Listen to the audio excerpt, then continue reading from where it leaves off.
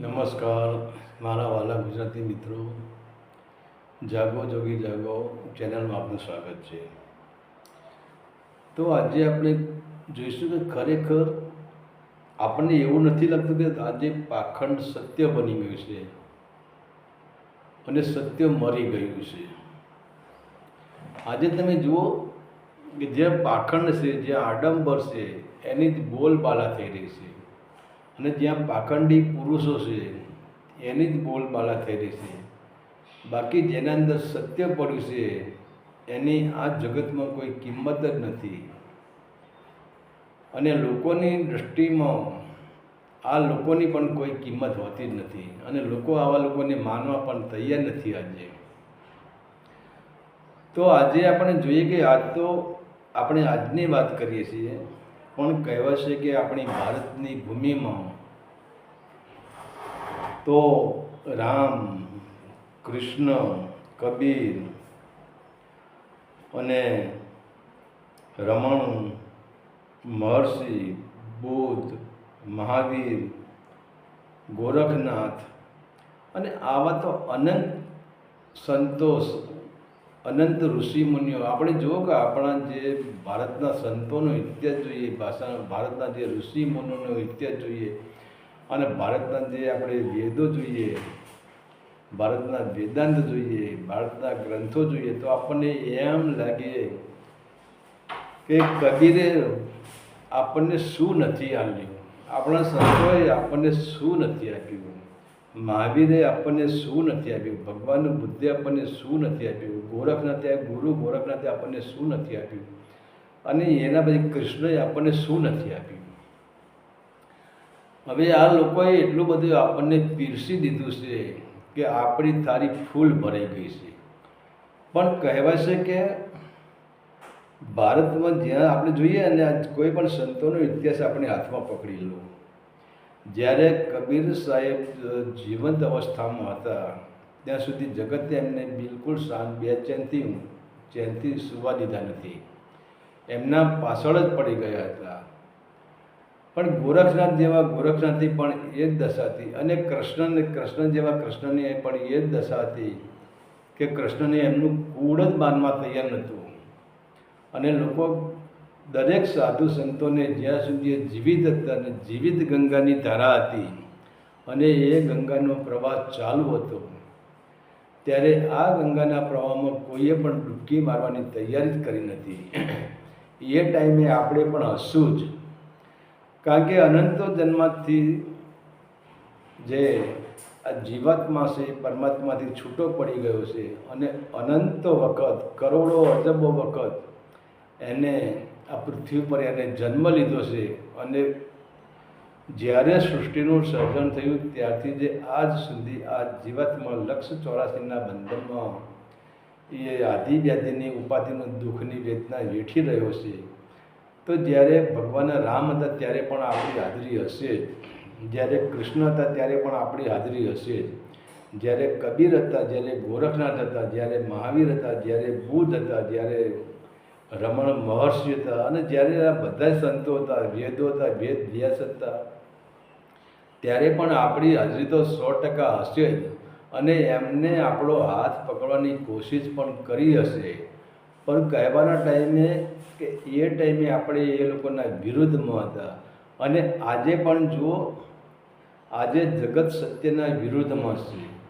તમે જુઓ કે સામાન્ય સત્ય જો સંત છે અને સંતની પાસે કોઈ દિવસ પાખંડ હોય જ નહીં. પહેલી વાત તો એ છે, સંતના લક્ષણો કયા?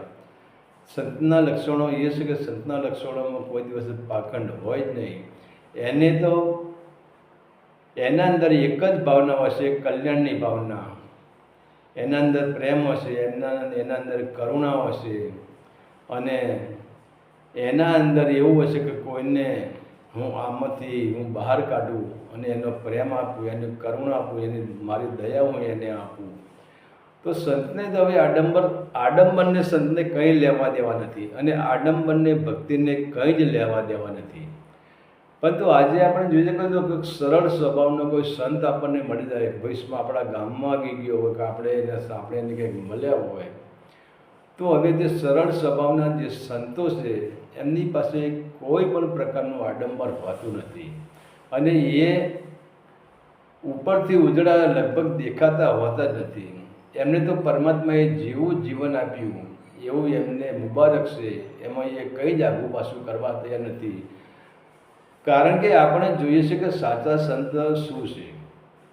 ભલે એ માણસ મહેલો ગેલેરીઓ એ મજૂરી કરતો હોય, એ ઢોર ઢોકર રાખતો હોય, એ નોકરી કરતો હોય, એ ખેતીવાડી કરતો હોય, એ મજૂરી કોઈ પણ કર્મ એ કરતો હોય અને પોતે મહેનત કરીને પોતે કમાઈને પોતે પોતાનું ગુજરાન ચલાવતો હોય ને કોઈના સામે હાથ લંબાવતો ન હોય. કારણ કે સંત સદા ઉપકારી હોય છે. સંત કોઈનું છીનવી લેવામાં માનતા નથી. અને સંત એ છે કે પારકા પૈસે તાગર ધીરના કરવાનું, પારકા પૈસે VIP આશ્રમ બને લહેર કરવી અને લોકોને આજે પાખંડના મોહ પાસમાં બાંધીને એ લોકોને ફસાઈ દેવા. જેમ આપણે જોઈએ છે કે જ્યારે નદી કિનારો હોય કે સાગરનો કિનારો હોય કે સરોવરનો કિનારો હોય ત્યાં માછીમારો હોય છે, એ એક જાળ નાખે છે અને જાળમાં માછલા ફસાઈ જાય છે. તો જે પાખંડી સંતોએ એક આ જગતમાં જાળ બિસાવી દીધી છે અને એની એવી કર્મકાંડની જાળ બિસાવી દીધી છે, એવી લાલચની જાળ બિસાવી દીધી છે, એવી મોહની જાળ બિસાવી દીધી છે, એવી કલ્યાણની જાળ બિસાવી દીધી છે કે તમે આમ કરો તો આમ થશે, તમે અમને 10,000 રૂપિયા આપશો તો પરમાત્મા તમને 20,000 આપશે. હવે એ કહેવાનું સંત કોઈ દિવસ લોકો પર નિર્ભર રહેતા નથી અને સંતના એવા લક્ષણો પણ હોતા નથી કે લોકો કમાઈને મને આપીને હું તાગરધીના કરું ને હું યશવારમની જીવન જીવું. સંતના આવા કોઈ લક્ષણો પણ હોતા નથી. સંત ખરેખર સંતનો અર્થ શું હોય, સાધુનો અર્થ શું હોય? સાધુ એટલે એનું જીવન સંપૂર્ણ રીતે સાધુ કોને કહેવાય, સંત કોને કહેવાય કે જેના જીવનના અંદરથી પૂરેપૂરો કચરો ભરી ગયો. કામ, ક્રોધ, મદ, મોહ, વિષય, વાસના, રાગ, દ્વેષ, દ્વૈતભાવ, અહંકાર, ઈગો, આ બધો કચરો જે બળી ગયો અને એનું ઘર સાફ થઈ ગયું, એના ઘરમાં કચરો વારી દીધો એને, તો પછી એ સાધુત્વ એને લાગવું પડે છે. પછી તમે જુઓ, આપણે પોતાના માઇન્ડથી આપણે સમજી લઈએ કે આ ચોમાસામાં આપણો એક 10 રૂપિયાનો સિક્કો ખોવાઈ ગયો, એ માટીમાં મળી ગયો અને આવતા ચોમાસે આપણને સિક્કો મળ્યો. ભલે સિક્કો આપણને 12 મહિના પછી મળ્યો, પરંતુ એ સિક્કો જોઈએ તો સિક્કા પર થોડો ઘણો કાટ તો આવી જ જવાનો, કારણ કે શું ધરતીમાં પડ્યો છે. પરંતુ એ સિક્કાને આપણે ઘસી નાખીએ અને ઘસીને એક થોડો ઘણો કાટવાળો સિક્કો હોય, જે જોવોય ના ગમે એવો સિક્કો, પણ તમે એ સિક્કાને લઈને દુકાનવાળો એના ત્યાં તમે જાઓ, એ બતાવો તો એ કહે છે કે વાંધો નહીં, કાટવાળો તો કાટવાળો, ભલે સાદો રહ્યો પણ સિક્કો સાચો છે અને આ સિક્કો ચાલશે. તો પરમાત્માની દુકાનમાં ભલે સાદા સિક્કા દેખાતા હોય, ભલે કાટવાળા સિક્કા દેખાતા હોય, બહારથી આપણને ગરીબ લાગતા હોય, બહારથી એ મજૂરી કરતા હોય, બહારથી લોકોનું કામ કરતા હોય, અને આવા સાદા સિક્કા છે, જે કાટવાળા સિક્કા છે, એ અંદરથી ઉજળા હોય છે. નહીં કે બાકી તમે શણગારેલો સિક્કો તમે દુકાનમાં લઈને ડુપ્લિકેટ સિક્કો, શણગારેલો સિક્કો એટલે કે ડુપ્લિકેટ સિક્કો, એ તમે ગમે એવો ડુપ્લિકેટ સિક્કો ગમે એવો શણગાર્યો હશે તો કોઈ દુકાનવાળો એ સિક્કાને હાથમાં પકડવાનો નથી. એમ પરમાત્મા પણ આવા સિક્કાને હાથમાં પકડતા નથી. અને આપણી ભારતની એક તો એ જ પહેલી ખામી એ છે કે જીવંત માણસ, જે માણસ જીવંત છે, હાલ હયાત છે, હાલ જે ફૂલ ખુશ્બુ આપી રહ્યું છે, આ લોકો આપણી ભારતની પ્રજા એને દુશ્મન જ ગણે છે. અને મરી ગયા પછી આપણે જુઓ, જ્યાં આગળ મેં કહી કૃષ્ણનો વિરોધ થયો, કબીરનો વિરોધ થયો, ગુરુ નાનકનો વિરોધ થયો, પછી ભગવાન બુદ્ધનો વિરોધ થયો, મહાવીરનો, અને કેટલાય સંતોને તમે જુઓ કેટલી તકલીફો જગતવાળા લોકોએ આપી છે. આ સમાજે સંતોને આરામથી સુવા દીધા નથી, કેટલી તકલીફ આપી છે. એટલે કે જીવતા કોઈની કિંમત જ નથી, અને જીવતા આ એમના દુશ્મન લાગે છે. પણ એ જ માણસો પછી જ્યારે આ દેહ સંત પોતાનો દેહ છોડી દેશે અને ત્યાર પછી એ સંતનું જે શરીર હશે એની પછી મૂર્તિ બનાવી દેશે અને એનું રમકડું બનાવી દેશે. આજે તમે જુઓ કબીર સાહેબનું રમકડું ફરી રહ્યું છે, ગુરુ નાનકનું રમકડું ફરી રહ્યું છે, મીરાબાઈનું રમકડું, જે કૃષ્ણનું રમકડું, રામનું રમકડું, પછી ભગવાન બુદ્ધનું, મહાવીરનું, નવનાથનું, ગોરખનાથનું, આજે કેટલા રમકડા બનાવી દીધા છે. અને એ બધા રમકડા બનાવીને રમકડાનો વેપાર પછી ચાલુ કરી દીધો છે.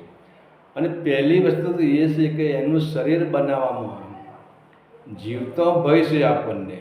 આજે માની લો કે આપણા ગુરુ જીવંત છે અને તમે કોઈ પણ એવું કાર્ય કરીને એમના સાનિધ્યમાં ગયા તો એ તમને ઝકઝોળશે, તમને મારશે, તમને એમ કહી દેશે કે આજ પછી આવું નહીં કરવાનું, આમ નહીં કરવાનું, તમને એ રસ્તેથી પાછા વળવાની કોશિશ કરશે અને તમને કડવા વચનો બોલીને તમને જગાડશે.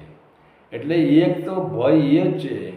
એટલે કહ્યું કે સંતના સાનિધ્યમાં રહેવું એ તલવારની ધાર બરોબર રહેવા જેવું છે.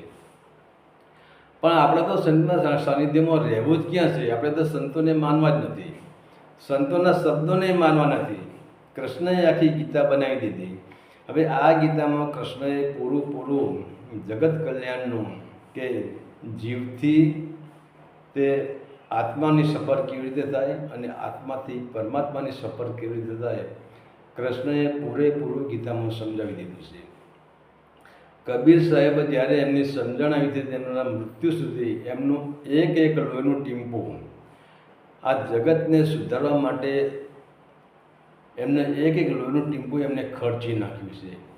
પણ એમ છતાં જુઓ તો ખરા, કબીર સાહેબ હતા ત્યાં સુધી આપણી પાસે એમની કોઈ વેલ્યુ નહોતી. કૃષ્ણ હતા ત્યારે આપણી કોઈ વેલ્યુ નથી એમની, રામ હતા ત્યારે કોઈ પણ વેલ્યુ નથી. અને આપણને ભય હતો કે આમના સાનિધ્યમાં ન જવાય, કારણ કે આ લોકો તો છે ને નાસ્તિક છે ને આ આમ છે ને આ તેમ છે ને, અને આવા લોકોને મારવા માટે આપણે પોતે કાવતરો કરતા હતા. અને આજે એ જ કબીર સાહેબના ફોટાને આપણે જય ગુરુદેવ કહીને આપણે એની આરતી ઉતારીએ છીએ. કૃષ્ણની પણ આપણે આરતી ઉતારી છે. કૃષ્ણની મૂર્તિ બનાવી, રામની મૂર્તિ બનાવી, ભગવાન બુદ્ધની મૂર્તિ બનાવી, મહાવીર સ્વામીની મૂર્તિ બનાવી, ગુરુ ગોરખનાથની મૂર્તિ બનાવી, ગુરુ દત્તાત્રેયની મૂર્તિ બનાવી, અને વેદ જે ઋષિ મુનિઓ હતા એમને પણ આજે આપણે પૂજીએ છીએ. તો આનું કારણ એ જ છે કે જીવતા જે સંત જીવતા હતા, જેનો ગંગાનો પ્રવાહ ચાલુ હતો, ત્યારે આપણે એ ગંગામાંથી એક ચરણામૃત આપણે લીધું નથી અને એ ગંગાના દુશ્મન બની ગયા હતા. પણ જ્યારે એ ગંગા સુકાઈ ગઈ, જ્યારે આ ગંગારૂપી શરીર એમનું મરી ગયું, ત્યારે પછી આપણે એના શરીરના આકારના આપણે નવા ઘાટ આપ્યા છે, એના શરીરના આપણે પૂતળા બનાવ્યા છે, એના શરીરની આપણે મૂર્તિઓ બનાવી છે, અને એ મૂર્તિઓ પર આપણે કમાણી કરવાનું ચાલુ કરી દીધું છે. અને તમે જુઓ, જે સંતોએ આપણા ગ્રંથો રચ્યા, અને એ સંતોને ગ્રંથો રચ્યા, પણ આપણે એક સંતોને પકડ્યા નથી. સંતોને તો આપણે છોડી દીધા, પણ એ ગ્રંથોનો જે ઈશારો હતો એ ઈશારાને આપણે છોડી દીધા. ફક્ત આપણે પકડીશું, આપણે ગ્રંથોના શબ્દો જ પકડ્યા છે, ઉપનિષદોના શબ્દ જ પકડ્યા છે, વેદના શબ્દો જ પકડ્યા છે, વેદાંતના શબ્દો જ પકડ્યા છે. અને એ શબ્દને પકડીને આપણે શું કરીએ છીએ? એ શબ્દને કંઠસ્થ કરી લઈએ છીએ અને એ શબ્દને એક દુકાન બનાવી દઈએ છીએ. અને આ દુકાનમાં એટલી ભરપૂર આ દુકાન ચાલી રહી છે કે ન પૂછો વાત. અને આજે તમે જુઓ, ઠેર ઠેર દુકાનો જ ચાલી રહી છે. શબ્દની દુકાનો ચાલી રહી છે, કર્મકાંડની દુકાનો ચાલી રહી છે, મૂર્તિ પૂજાની દુકાનો ચાલી રહી છે, મૂર્તિની દુકાનો ચાલી રહી છે, પગ ધોવાની દુકાનો ચાલી રહી છે, ગુરુ પૂજાની દુકાનો ચાલી રહી છે. તમે જુઓ, ગુરુ કહે મારા જમણા પગનો અંગૂઠો ધોવો પડશે. અરે હવે ગુરુનો જે જમણા પગનો અંગૂઠો શું છે આ કોઈ જાણતું જ નથી. હવે જમણા પગનો અંગૂઠો આવે, આ શરીર 5 તત્વથી બનેલું છે. તો તમે જમણા પગનો જે અંગૂઠો જુઓ એ અંગૂઠો શું પરમાત્મા છે? ના. એની જે ચામડી છે અંગૂઠા ઉપર એ પણ 5 તત્વથી જ બનેલી છે.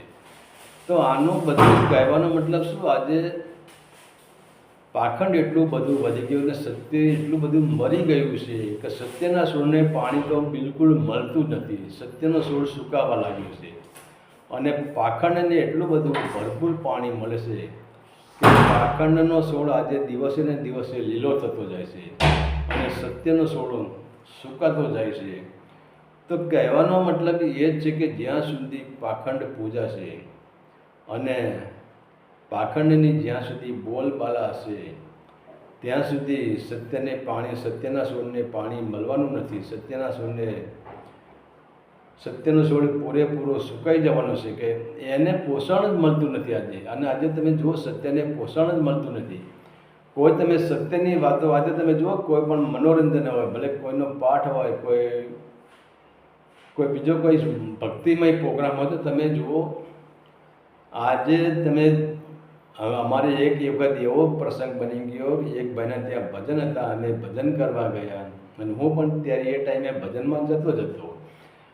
પણ ભજનમાં ગયા પછી અમે એવો નિયમ રાખ્યો હતો કે વચમાં થોડીવાર માટે સત્સંગ માટે થોડો અડધો કલાકનો, પોણા કલાકનો આપણે ટાઈમ લેવો કે જેથી કરીને માણસના કાન સુધી કોઈ સત્યના શબ્દ પહોંચી શકે. પરંતુ જ્યાં અમે સત્સંગ શરૂ કરતા ત્યાં લોકો બંધ જ કરતા કે તમારો બકવાસ બંધ કરો, અમારે સાંભળવું નથી, અમને ખાલી ભજન જ સંભળાવો. અને આજે તમે જુઓ ધર્મ પૂરેપૂરો પાખંડવાડ થઈ ગયો છે, ધર્મ પૂરેપૂરો મનોરંજન થઈ ગયું છે. આજે તમે જુઓ ભજન જ્યાં ચાલતા હોય લોકો કેટલા પૈસા ફેંકે છે. આ શું ધર્મ છે? અને ભજનમાં તમે જુઓ લોકો નૃત્ય કરતા હોય છે, લોકો હા કરતા હોય છે. અને પહેલી વાત તો આજે જે ધર્મ છે એ ખાવા માટે જ થઈ ગયો છે. તમે જુઓ ભજનમાં ક્યાંય નાસ્તો, ચા પાણી કે નાસ્તો ન હોય કે પ્રસાદી ન હોય તો ત્યાં લોકો જતા જ નથી. કોઈ લુખ્ખા ભજન કરતા જ નથી. એટલે કહેવાનો મતલબ ટૂંકમાં છે કે આજે જે આ ધર્મ છે, સત્ય છે, સત્ય ધીરે ધીરે મરવા પડ્યું છે, સત્ય સંતાવા લાગ્યું છે. કેમ કે આજે સત્યને પોષણ મળતું નથી, આજે પાખંડને પોષણ મળી રહ્યું છે અને આજે પાખંડ ભરપૂર પૂજાઈ રહ્યું છે. હરિ ઓમ તત્સત. આદેશના પ્રણામ.